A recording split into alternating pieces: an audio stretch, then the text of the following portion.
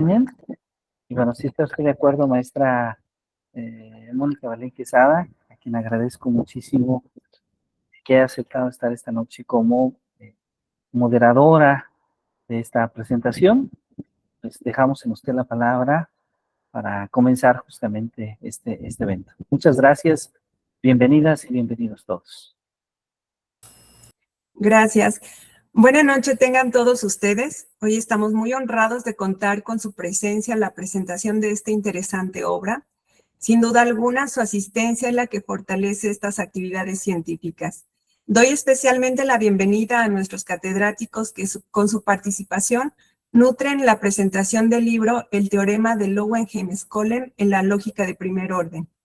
Sean bienvenidos el maestro Edgardo Olmedo Sotomayor, la maestra Katia Alexandra García Herreros Ovalle, y por supuesto nos engalana la presencia del doctor Jesús Castañeda Rivera, autor de este interesante libro. Los trabajos del matemático noruego Thorard Skolem son especialmente conocidos entre lógicos, dando nombre al célebre teorema de Löwenheim-Skolem, el primer resultado metalógico que se demostró. Skolem fue uno de los mejores lógicos de la primera mitad del siglo XX.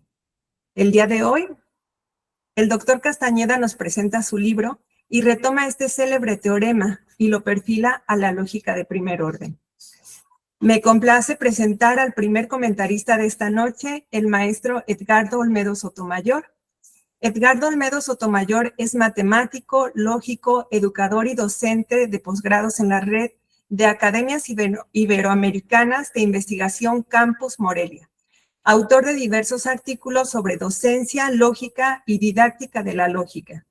Miembro de la Academia Mexicana de Lógica y asesor de alumnos ganadores de las Olimpiadas Internacionales de Lógica. Maestro, bienvenido, tiene usted la palabra.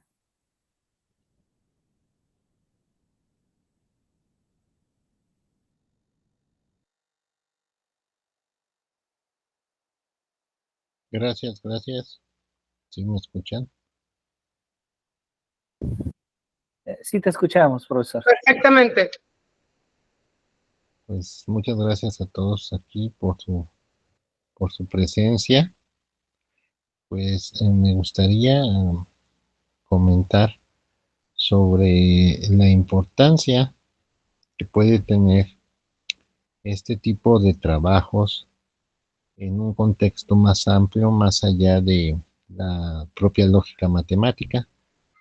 Algunos podrían preguntar, bueno, ¿cuál puede ser la trascendencia de el estudio de este tipo de temáticas, de estos temas, en la presentación de estos resultados? Pues uno de los principales intereses fuera de la propia lógica y matemática, pues es sobre el poder saber cuáles podrían ser los límites, los alcances de una teoría científica, en el sentido que existen algunas teorías científicas que pueden ser axiomatizadas, y en ese sentido, pues si una teoría puede ser axiomatizada, entonces dentro de la lógica de primer orden, entonces aplica este tipo de trabajo. Y eso tiene una importancia capital porque si se puede axiomatizar dentro de la lógica de primer orden, entonces podemos decir muchísimo sobre la estructura de esa teoría. Entonces, en ese sentido, la importancia que pueden tener estos trabajos que podrían parecer muy técnicos, y en cierto sentido lo son, pero también muy alejados del campo de las aplicaciones en otras ramas de la ciencia, pues resulta que no es así. A partir del siglo XX sabemos pues que con el advenimiento de las ciencias de la computación, entre otros campos, la lógica ha potenciado su aplicación. Porque podemos pensar, por ejemplo, en la mecánica cuántica. Podríamos pensar en la mecánica cuántica. Resulta que una parte de la mecánica cuántica, por lo menos la parte más simple, puede ser axiomatizada utilizando herramientas como la teoría de grupos. Y resulta que la teoría de grupos finitos, la teoría de grupos finitos, la teoría de campos finitos, es axiomatizable.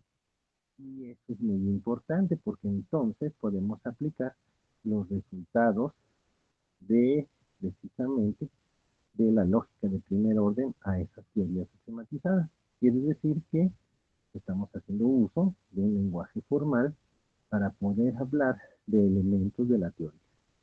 Entonces yo lo que haría es invitar a todos ustedes a que se sumerjan un poquito en el mundo de la lógica y a través del estudio de estas herramientas formales puedan ustedes acceder precisamente a este maravilloso mundo, ¿sí? Doctor, de la disculpa que te interrumpamos. Al parecer tienes tu micrófono un poco alejado. No sé si puedas acercarlo un poquito más para escucharte mejor. ¿No me escucharon Gracias, muy nada amable. o me escucharon todo? ¿Nada se Te escuchó? escuchábamos muy bajito. Sí, gracias, muy amable. Entonces, ¿quieren que lo repita o continúo? Por favor, si eres tan amable. Si gustas ¿Repito todo? repetirnos un poquito. Continúo. Oh, bueno. Bueno, entonces lo que estaba solamente diciendo es cuál podría ser la importancia en cuanto a sus aplicaciones del estudio de este tipo de temáticas. Y habíamos comentado que, pues, uno de sus principales aplicaciones puede ser para poder, de alguna manera, nosotros intuir cuál es el poder predictivo o o poder saber el contenido informacional de una teoría. Entonces, las teorías, entre tantos, algunas teorías científicas pueden ser formalizadas. Y en ese sentido, si pueden ser formalizadas al menos parcialmente con el lenguaje de primer orden, podemos decir que son axiomatizables. Y en ese sentido, al poder ser axiomatizables, entonces podemos aplicar todas las herramientas de la lógica de primer orden para poder describir o tratar de descubrir cuáles podrían ser las estructuras o la estructura de esa teoría científica. Y principalmente podríamos hacer un estudio sobre lo que podemos decir y lo que no podemos decir en el lenguaje de dicha teoría. Por eso va a ser importante que veamos que en el sentido de la lógica formal podemos hablar también de semántica y podemos hablar de sintaxis, como en cualquier lenguaje natural. Entonces, la ventaja que nos da la representación formal, ¿sí? Y la axiotización de las teorías científicas es que podemos ser mucho más precisos y rigurosos en el control de lo que decimos y de lo que no decimos. Y de esa manera podemos tener también mayor control sobre los procesos deductivos y de inferencia que hacemos en esas ramas de la ciencia. Entonces aquí es muy importante cómo podemos aplicar la lógica para poder nosotros desmenuzar, entender mejor, comprender a cabalidad las teorías científicas en distintas disciplinas, no solamente en la matemática misma, como podría ser de manera natural, sino también podemos hablar, por ejemplo, de la química orgánica, podemos hablar, por ejemplo, de la teoría del riesgo financiero, podemos hablar, por ejemplo, de la cosmología, ¿sí? Obviamente, entre mayor grado tenga de matematización la teoría de la que estamos hablando, es mucho más fácil hacer la formalización en un lenguaje de primer orden.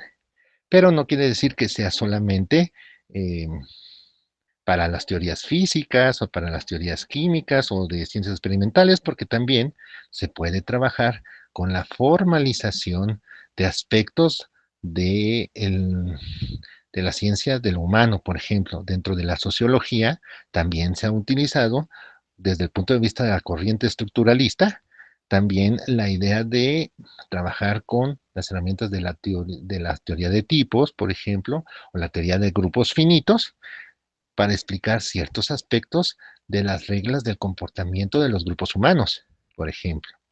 Entonces, las reglas de comportamiento de los grupos humanos definen una estructura. Y en la medida en que esa estructura pueda ser modeladas, vamos a decirlo así, para no meternos más en otras cuestiones más escabrosas, por una parte de la teoría de grupos, por ejemplo, entonces en esa medida podremos, con las herramientas de la lógica de primer orden, poder saber cuáles son las relaciones, por ejemplo, de implicancia que podría haber entre los elementos de la misma, de esa teoría. Entonces es algo muy importante ver cómo la lógica en realidad, desde tiempos de Aristóteles hasta nuestros días, sí sigue siendo una gran herramienta para poder potenciar nuestro pensamiento, ¿sí? Y poder hablar y describir mejor lo que vamos observando, lo que vamos descubriendo en los diversos campos de la ciencia. Entonces me voy a permitir, con este preámbulo, leer un poco de la presentación y del prólogo que alguna vez se escribió. Entonces voy a proseguir. Entonces el prólogo inicia con una frase muy hermosa que dice: yo no puedo más que decir, lo veo pero no lo creo. George Cantor, Richard Dedekind, hablando sobre el infinito.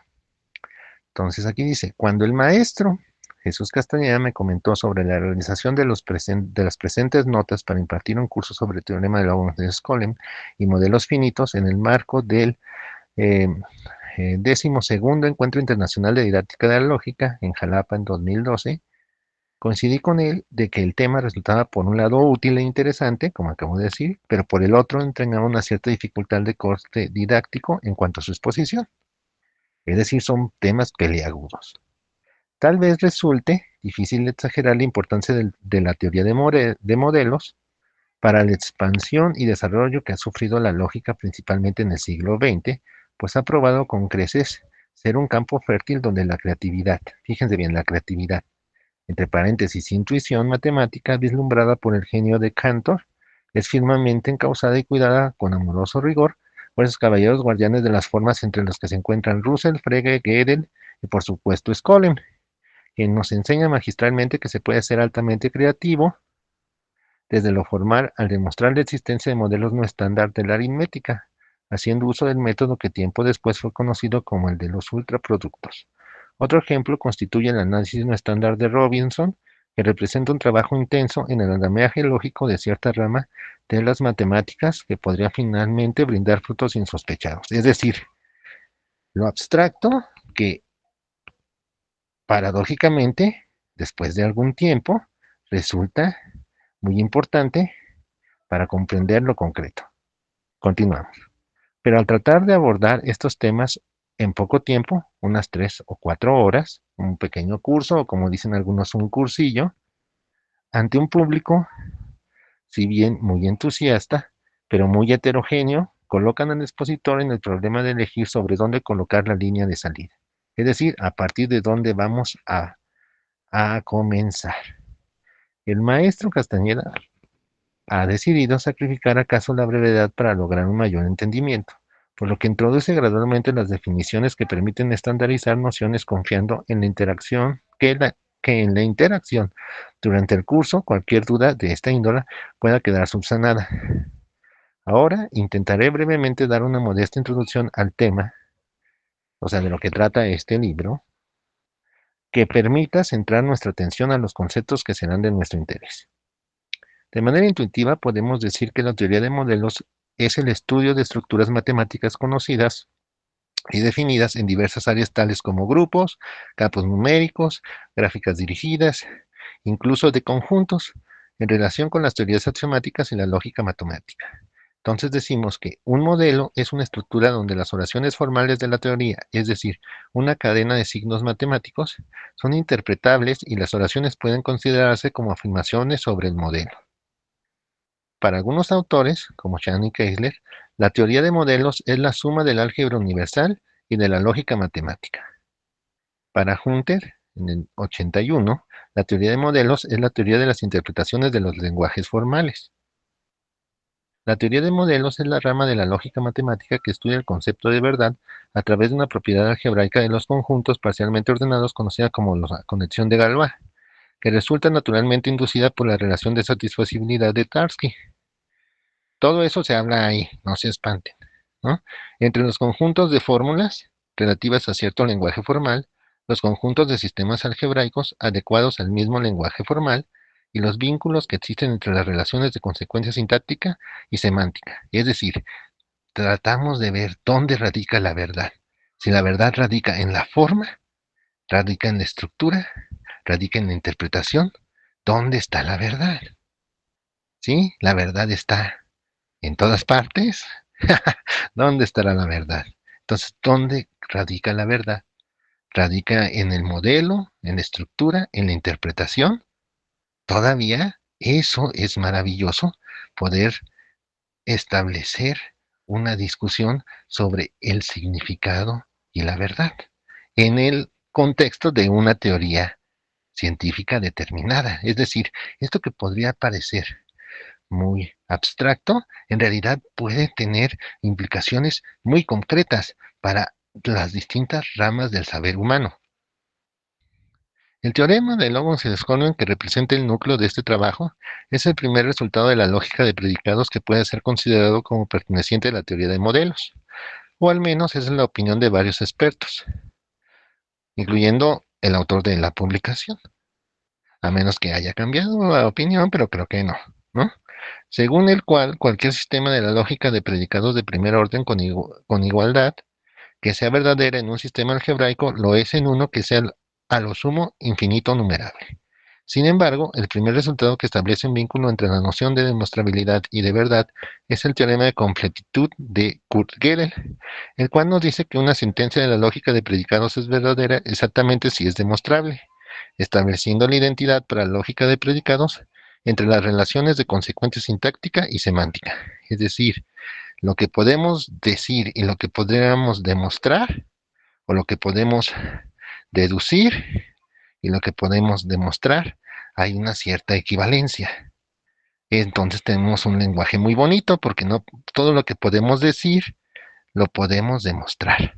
Pero resulta que hay otras teorías que para ser formalizados necesitamos hacer uso de otros lenguajes en donde podemos decir cosas que son verdaderas, pero no las podemos deducir y son verdaderas. ¿Sí? Entonces no tenemos en algunos aspectos de la realidad, podemos decir más de lo que podemos demostrar. Entonces, hay que decir también, con justicia, que Tarski realizó un minucioso y profundo análisis de la interpretación de las sentencias de un lenguaje formal en sistemas algebraicos adecuados, acordes al mismo. Sus métodos semánticos revolucionaron completamente la metamatemática y Skolem demostró la existencia de modelos no estándar de la aritmética. Finalmente, felicito al Centro de Investigación y Enseñanzas de las Matemáticas y al autor por contribuir al crecimiento de la comunidad interesada en el cultivo de esta bella y noble ciencia. Entonces, es importante ver precisamente aún más ahora el potencial que tienen estas herramientas en ámbitos que van más allá de la matemática pura y ver cómo precisamente esta interacción, ¿sí?, entre distintas disciplinas, lo que puede nutrir y potenciar el avance de la ciencia en general. Entonces, realmente aquí la propuesta es que veamos cómo precisamente esta reflexión sobre dónde radica la verdad, cuáles pueden ser los procesos válidos de inferencia, qué es hasta cierto punto, qué es lo que podemos y no podemos, o qué es lo que debemos y no debemos decir sobre algo que empezamos a conocer, donde realmente radica la riqueza precisamente del acto de la comprensión de lo humano. Entonces, aquí realmente es importante ver cómo lo que nosotros alguna vez creemos que es verdadero, podemos llegar a demostrarlo ¿sí? Pero a través precisamente de encontrar esas interconexiones que resultan ser estructurales. Entonces, la idea de estructura es muy importante porque dentro de la estructura podemos encontrar la idea de forma. Y la idea de forma está en todo podría estar, o nosotros, muchos de los que se dedican a esto, podrían pensar que podría estar en todo lo que podemos comprender. Y algunos podrían decir, lo podemos comprender porque tiene una forma, tiene una estructura. Entonces, ahora lo que tendríamos que hacer es el siguiente paso, que es ahondar sobre el concepto de forma-estructura. Es decir, todo el conocimiento humano tiene estructura, todo el conocimiento humano tiene asociada a una forma. Entonces, desde ese sentido y con ese concepto, podremos entonces invitar a todos los demás interesados en el saber a dialogar precisamente sobre el concepto de forma y estructura, que es un concepto abierto, porque en muchos lados escuchamos de formas, ¿no? Dicen, para todo hay formas, ¿no? Te dicen, no me gustó ni su forma ni su tono, ¿no? Entonces, el concepto de forma, el concepto de estructura, es algo que permea en muchos aspectos de la ciencia. Entonces, la idea es que ahora nosotros, así como podemos hablar de formas algebraicas, podemos hablar de formas lógicas. ¿Y qué sería una forma lógica? ¿Qué sería una forma? Entonces, ahí me quedaría yo. Felicito entonces y me da mucho gusto que se publiquen y se republiquen también este, estas herramientas de carácter que aparentemente pueden ser muy técnica, pero que pueden resultar claves para la comprensión de distintos aspectos de la ciencia. Entonces yo felicito y les dejo la palabra. Muchas gracias, maestro Edgardo. Es momento de escuchar los comentarios de la maestra Katia Alexandra García Herreros Ovalle. Katia Alexandra García Herreros es educadora e investigadora de la Escuela Normal de las Huastecas, autora de artículos sobre la enseñanza del lenguaje, perfil deseable PRODEP y líder del cuerpo académico. Ha sido responsable del área de investigación en la Escuela Normal de las Huastecas. Bienvenida, maestra, la palabra es suya. Muchas gracias, buenas noches a todos. ¿Me escuchan bien? Sí, maestra, Sí, fuerte y claro. Gracias. Pues encantada de estar aquí con ustedes, escuchar al doctor Olmedo, sus aportaciones, ha sido muy enriquecedor. Yo tengo que comenzar platicando un poquito de cómo es que estoy aquí. Yo, efectivamente, como ya adelantó la moderadora, soy docente de la Escuela Normal de las Huastecas y estoy haciendo algunos trabajos de investigación que están más enfocados en la línea del lenguaje. Sin embargo, tengo una buena relación con el doctor Castañeda y hoy me hizo el honor de invitarme a platicar con ustedes sobre mi impresión al leer el texto que ha publicado, este libro de trabajo sobre el teorema de Löwenheim-Skolem, que he de decir, yo desconocía, no es mi área, y sin embargo me pareció un ejercicio muy interesante porque justamente, como lo comentó el doctor Olmedo en un inicio, sentimos la lógica como algo lejano, algo ajeno a nosotros, y puede ser hasta incluso retador el estar cerca de estos temas y sobre todo descubrir cómo nos puede ser de utilidad en la vida diaria.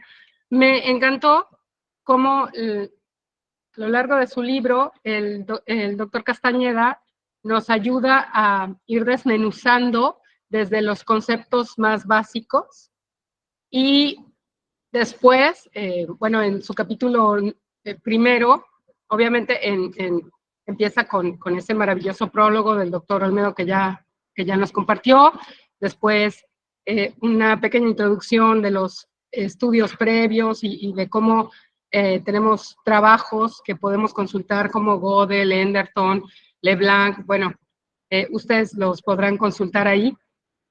para respaldar a cualquiera que quiera conocer un poco más sobre este tema. Y después, en su primer capítulo, decía yo que nos ayuda a entender conceptos muy básicos, ¿no?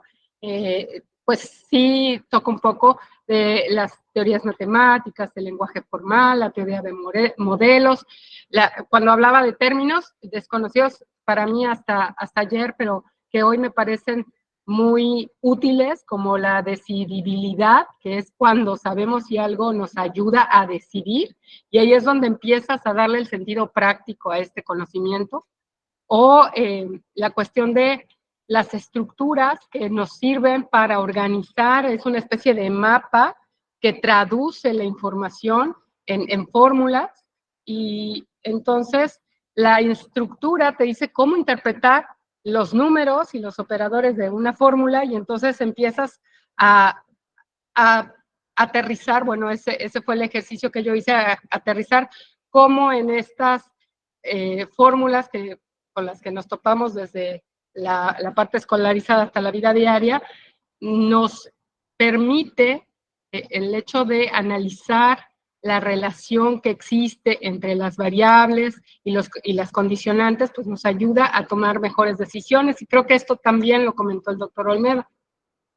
Bueno, otros de los términos que él aborda en el primer capítulo, pues habla de isomorfismo, que es cuando estas estructuras sí son iguales, cómo están organizadas.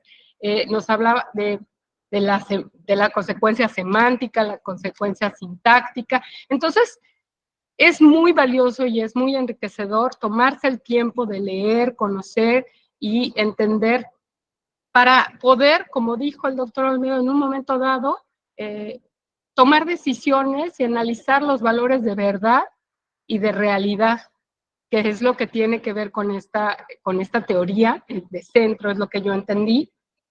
Y bueno, otros datos más, no se trata de resumirlos completamente ni de aburrirlos, pero yo estaba rescatando aquellos que me fueron más relevantes. Luego pasamos al capítulo 2 y entonces ya entra un poco más de lleno en el teorema, cuando nos habla de los modelos infinitos, y es muy bonito la manera en la que te presenta el teorema y después te da la demostración para que de manera tangible logremos como conceptualizar esto que él nos estaba planteando. Entonces está el primer teorema, que tiene que ver con modelos finitos e infinitos y su representación.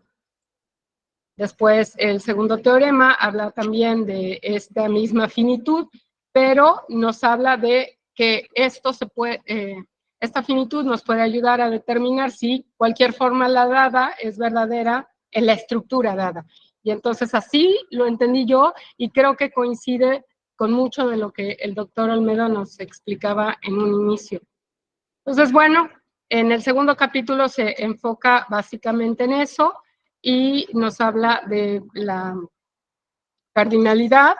También nos dice que el teorema de Lowenheim-Skolem establece que si un conjunto de fórmulas tiene un modelo en un lenguaje numerable, donde los elementos pueden ser contados, entonces también tiene un modelo numerable.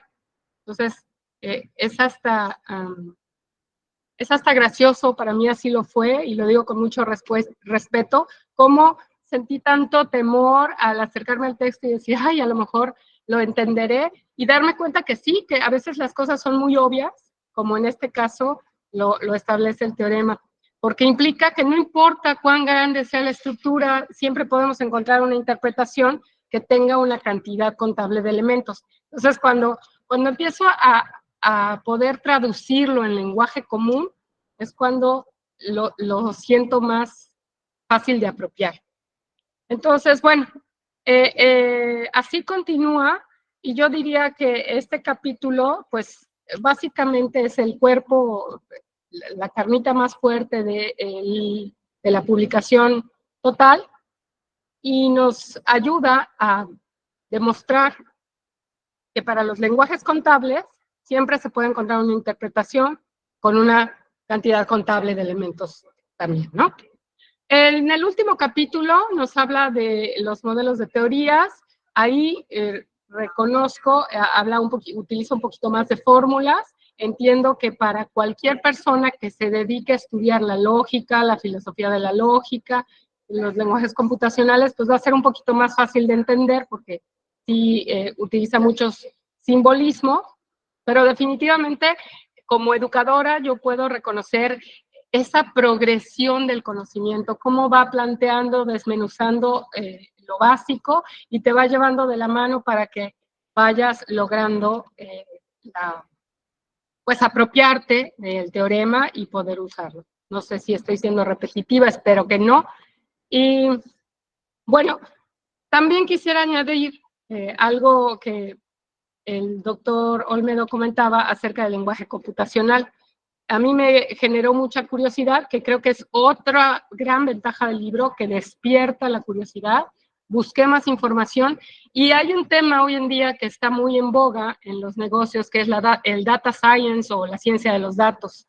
Y entonces, ahí nos comenta que en la ciencia de los datos este teorema pues tiene una gran relevancia porque puede ayudar a comprender y analizar mejor estos datos. No sé, para los que nos escuchan, si estén familiarizados con la ciencia de los datos, pero es este proceso que, por ejemplo, voy a hablar en el sentido más del día a día, más cotidiano, los bancos, cómo los bancos determinan que una aplicación puede ser hackeada o no, pues es con base en el análisis de datos. Otro ejemplo de este dataset podría ser en la reproducción de modelos automatizados que aprenden como mediante la inteligencia artificial. Entonces, pues la lógica de primer orden se utiliza para representar y razonar el mundo, en realidad. Entonces, con esta herramienta poderosa, bien comprendida, bien entendida, pues podemos utilizar esta información para analizar incluso los hechos y las reglas que están en este mundo, sobre todo en el sentido de los datos y de los términos matemáticos. Entonces, pues yo así lo he entendido. Espero que mi visión de una persona no experta, pues a quienes nos escuchan, les haya servido. Yo quiero agradecer al autor por este trabajo tan detallado y educativo. Y bueno, como ya dije más de una vez, no soy especialista en el tema, pero el libro despierta mi curiosidad, me permite apreciar la belleza y la complejidad de la lógica de primer orden, me remonta a mi época de preparatoria, ¿no? Cuando aprendíamos las tablas de verdad, ¿no? Y el análisis de premisas y todo así. Pero yo animo a todos los interesados en este tema a que conozcan esta obra, a que se den la oportunidad de disfrutar esta manera de acercarse al teorema de Löwenheim-Skolem. Y nada más para terminar, cuando hablaba el doctor Olmedo sobre la comprensión del humano, yo diría que en esta cuestión filosófica, el teorema también es relevante porque la verdad y la realidad son dos temas que a las personas nos interesan siempre y en todos los ámbitos. El libro es una valiosísima herramienta tanto para estudiantes como investigadores que estén interesados en estos temas y que quieran aprenderlo o entenderlo mejor de una manera más práctica. Nuevamente, muchas gracias por la invitación, doctor, y pues estoy a las órdenes de todos. Muchas gracias, maestra Katia Alexandra, por sus aportaciones de esta noche. Ahora es momento de escuchar la participación del doctor Jesús Castañeda Rivera, autor del libro El teorema de Löwenheim-Skolem en la lógica de primer orden. El doctor Jesús Castañeda Rivera es matemático y educador, licenciado en Ciencias Físico-Matemáticas por la Universidad Michoacana de San Nicolás de Hidalgo, maestro en Educación UNIT, doctor en Educación, Desarrollo y Complejidad por Uninova y doctor en Educación CAE. Autor de libros y artículos de investigación y docencia sobre matemáticas y educación. Ha recibido diversas distinciones académicas como el Premio Condecoración al Mérito Juvenil 2006, Premio Mixval en 2009 a la mejor tesis nacional de matemáticas aplicada, Premio UNIT 2011 a la investigación en educación, Premio Internacional Educa Latinoamérica 2024 a la investigación científica y el doctorado honoris causa por OMLIT University en 2023. Es momento, maestro doctor Jesús Castañeda, de su participación.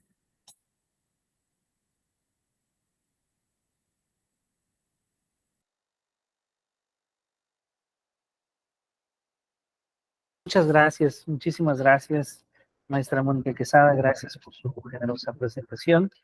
Bueno, en primera instancia agradezco a todos los presentes que nos acompañan. Bueno, para mí es un gran placer poder platicar de este trabajo que en realidad son ideas escritas por el año de 2013, 2014, que ahora finalmente son publicadas en un formato de cuadernillo, donde podemos justamente disfrutar de un teorema clásico en la lógica de primer orden o en la lógica matemática, pero que hemos tratado de abordar desde una perspectiva, desde la didáctica. Ciertamente estamos muy interesados siempre en poder hacer investigación en didáctica de las matemáticas, didáctica de la lógica, pero en muchas ocasiones nuestros esfuerzos en la mayoría de nuestro país se centran justamente en la educación básica, en la enseñanza básica o en la enseñanza media superior.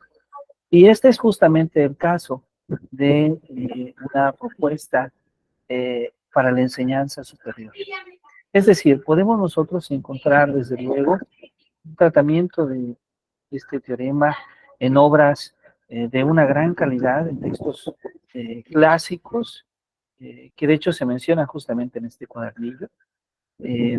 Sin embargo, nosotros hemos tratado de construir una versión que pudiese requerir de menos requisitos intelectuales o de menos saberes para que un estudiante en licenciatura, para que un profesor en el campo de las ciencias, en el campo de la filosofía, en el campo de la lógica, en el campo de las matemáticas, u otras áreas afines, que pudiese estar interesado, pudiera profundizar de alguna manera en este teorema. Y este teorema tiene una serie de previos históricos interesantes. Podríamos tal vez comenzar hablando de que para 1879 Gotthard Frege pues había presentado justamente el cálculo deductivo, probablemente el primer cálculo deductivo como hoy en día lo conocemos, que posteriormente sería llamado justamente la lógica de primer orden y de segundo orden.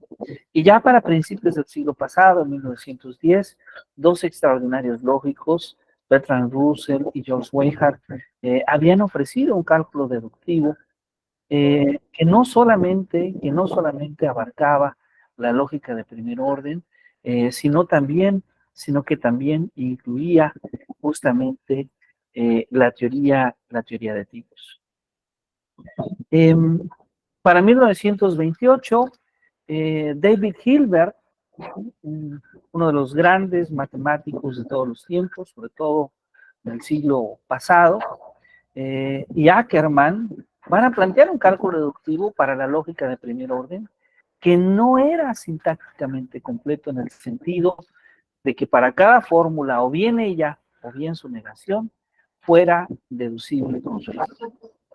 Entonces, una cuestión que podía plantearse era si este cálculo era semánticamente suficiente, es decir, si permitía deducir todas las fórmulas válidas. En la obra de Hilbert, en la obra de Ackermann, pues manifestaron que ellos no tenían respuesta a esa pregunta. Y la respuesta a esta pregunta apareció un poco después, en 1930, con una obra de Kurt Gödel, ¿sí?, que da respuesta a esta pregunta de manera positiva al demostrar que el cálculo de primer orden es lo suficientemente potente para deducir con su ayuda todas las fórmulas válidas. Gödel toma como punto de referencia justamente el cálculo lógico de primer orden que estaba contenido en la obra de Russell y de Whitehead, que se llamó Principia Mathematica, y que además ellos no se habían planteado ninguna cuestión semántica, limitando su desarrollo sintáctico solamente a su sistema formal. Entonces, la pregunta que se plantea Gödel es si en este sistema bastan los axiomas y sus reglas para deducir todas las fórmulas válidas o no. O dicho de otra forma, si este sistema es semánticamente completo. Pues Gödel prueba en este teorema que el cálculo cuantificacional de primer orden es semánticamente suficiente. El enunciado de este teorema de suficiencia semántica del cálculo lógico de primer orden, lo podríamos nosotros leer algo más o menos así, como decir, toda fórmula válida es deducible. Es decir, es derivable con ayuda de los axiomas y de las reglas de inferencia del cálculo. Bueno, y Lowengen y Skolem van a tener un papel importante también a principios del siglo pasado. Por una parte, en 1915, Lowengen había probado que si una fórmula es satisfacible en un modelo cualquiera, entonces es satisfacible en un modelo numerado. Y en 1920, Torak Skolem generalizó este resultado para un conjunto cualquiera de fórmulas de primer orden. De tal manera que el teorema de Lowengen-Skolem pues se puede desprender como corolario del teorema de suficiencia de Kurt-Gödel. Y aunado a esto, otro corolario importante de este teorema de suficiencia de Kurt-Gödel es el propio teorema de compacidad. Pues bueno, nuestro trabajo consiste en presentar una breve exposición sobre la lógica de primer orden con igualdad, cuyo principal resultado que mostramos es el teorema de Lowengen-Skolem. Es un trabajo que en realidad es una colección de ideas de varios autores. De Gödel, de 1971, de Enderton, del 2004, de Leblanc, de Roemer, de Tau, de Wauer, de Mosterin, en 1991 y 1981, pero que permite al lector de manera breve, de manera directa, y esperamos también de manera didáctica, llegar a este teorema de Lowengen-Skolem de una manera progresiva, de una manera que pueda ser entendible, de una manera en la que se pueda apreciar justamente algunos de los resultados principales de la lógica de primer orden. El teorema de Lowengen-Skolem lo que nos dice es que si nosotros tenemos un conjunto, supongamos un conjunto gamma satisfacible de fórmulas en un lenguaje con cardinalidad lambda, pues entonces gamma es satisfacible en alguna estructura de tamaño menor o igual a lambda. ¿Sí? O dicho de otra forma, si tenemos un conjunto sigma de enunciados de un lenguaje de cardinalidad lambda, pues si sigma tiene un modelo, entonces tiene un modelo de cardinalidad menor o igual a lambda. Y bueno, hay consecuencias interesantes de este teorema.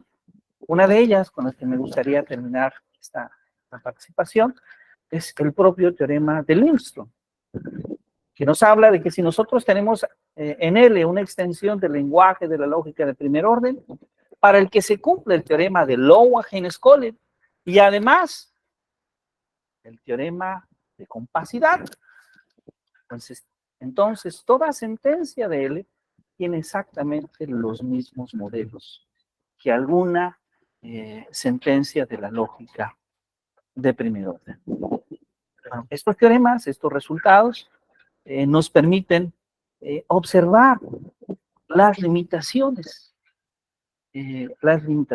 también que pueden tener estructuras como la lógica de primer orden, y muy especialmente las limitaciones que pueden tener algunas teorías matemáticas, algunas teorías científicas dictámenes.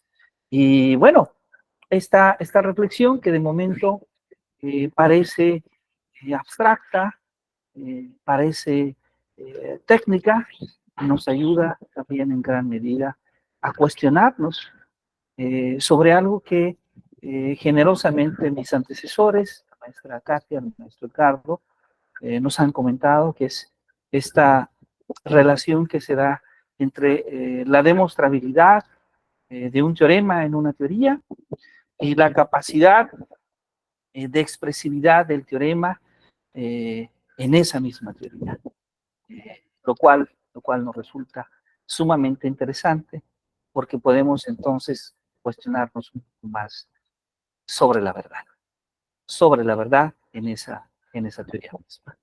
Así que bueno, yo les agradezco mucho a todos ustedes que nos han acompañado, muy especialmente a nuestros comentaristas que han aceptado leer esta obra, este breve cuaderno, y hacer sus comentarios.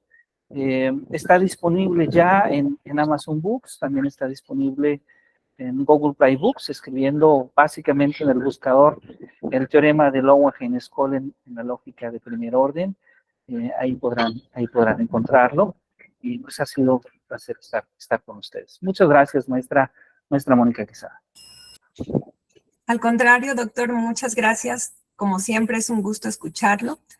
Y es sumamente interesante su obra. Vale la pena adquirirla para tener, como lo decían, estos conocimientos para lograr traducir la matemática a un lenguaje más formal.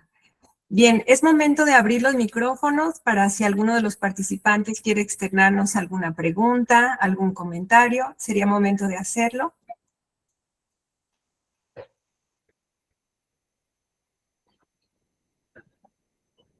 Muy bien. En el chat, doctor, precisamente hace un momento le preguntaban que en dónde se puede conseguir el libro. No sé si guste repetirnos nuevamente dónde poder conseguirlo. Claro que sí, con mucho gusto. Está disponible ya en Amazon Books y también está disponible en Google Play Books. Es decir, tanto en la versión impresa a través de Amazon como en la versión digital a través de Google Play. Entonces, pues bueno, ha sido un gran honor que nos acompañen esta noche. Muchísimas gracias. Me siento muy agradecido con todos ustedes por escucharnos y desde luego por compartir este espacio con un tema que, bueno, nos evoca a reflexionar mucho también sobre la epistemología, sobre el conocimiento mismo y sobre la filosofía de la lógica y de las matemáticas. Así es, doctor, muchas gracias. Y bueno, lo felicitan en el chat, que es un excelente trabajo. Muchas felicidades, doctor, de Carla Mariel, de Evaristo Bautista, también felicidades, doctor. Bueno, son felicitaciones las que está recibiendo a través del chat. Pues muchas gracias a todos.